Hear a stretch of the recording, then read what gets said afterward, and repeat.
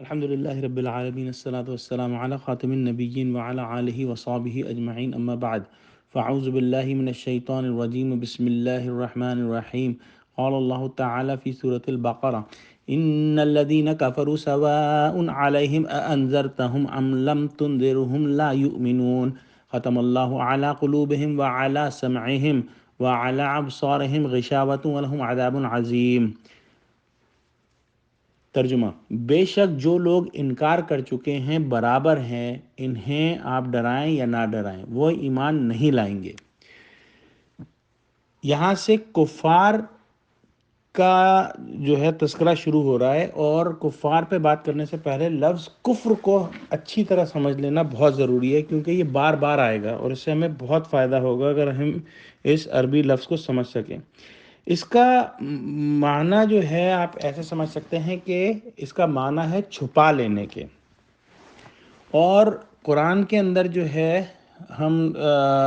مثال دیکھتے ہیں سورہ محمد کی آیت نمبر 2۔ اللہ سبحانہ وتعالیٰ فرماتے ہیں والذین آمنوا وعملوا الصالحات وآمنوا بما نزل على محمد والحق من ربهم کفر عنہم سیئاتہم واصلح بالہم، اور وہ جو ایمان لائے اور انہوں نے اچھے کام کیے، اور جو کچھ محمد صلی اللہ علیہ وسلم پر نازل کیا گیا اس پر بھی ایمان لائے اور انہوں نے اچھے کام بھی کیے، اور جو کچھ محمد صلی اللہ علیہ وسلم پر نازل کیا گیا اس پر بھی ایمان لائے حالانکہ وہ ان کے رب کی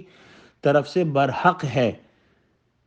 تو اللہ ان کی برائیوں کو مٹا دے گا اور ان کا حال درست کر دے گا۔ کفر عنہم سیئاتہم،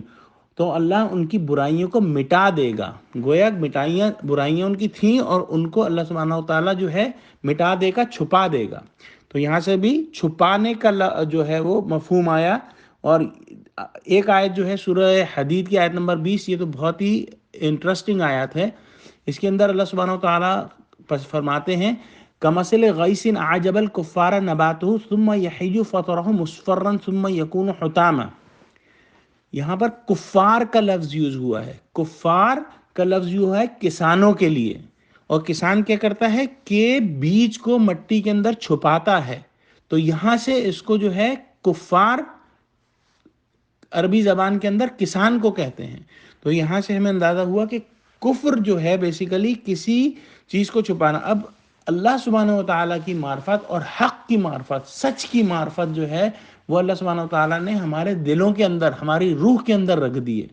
جہاں پر بھی سچی بات ہوگی دل کے اندر فوراً گواہی آئے گی کہ یہ سچی بات ہے، اس گواہی کو چھپا لینا کفر ہے۔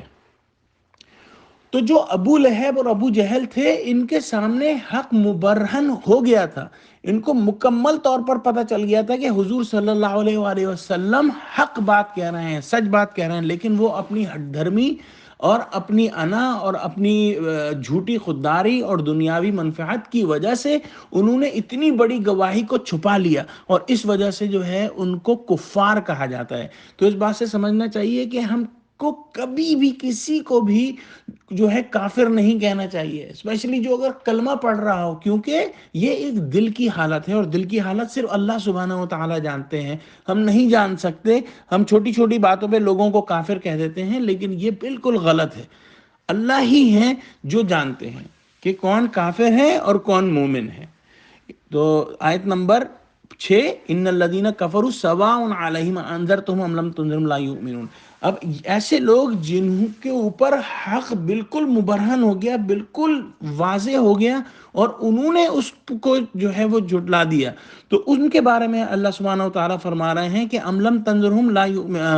انذرتہم ام لم تنذرہم لا یؤمنون، کہ برابر ہے کہ آپ ان کو ڈرائیں یا آپ ان کو نہ ڈرائیں۔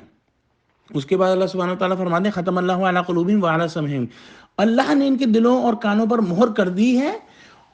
اور وعلی ابصارہم غشاوہ، اور ان کی آنکھوں پر پردہ ہے، ولہم عذاب عظیم، اور ان کے لیے بڑا عذاب ہے۔ تو ان لوگوں کے دلوں پر پردہ ہوا ان کی اپنی حرکت کی وجہ سے۔ اللہ بلا وجہ کبھی کسی کے دلوں پر پردہ نہیں کرتا، انہوں نے حق پورا ظاہر ہونے کے بعد چھپایا، کفر کیا، تو پھر اللہ نے ان کے دلوں پر مہر کر دی۔ اللہ سبحانہ وتعالیٰ سے دعا ہے کہ اللہ ہمیں حقیقی ایمان عطا فرمائے اور ہر قسم کے کفر سے بچائے، آمین۔ وآخر دعوانا ان الحمد للہ رب العالمین۔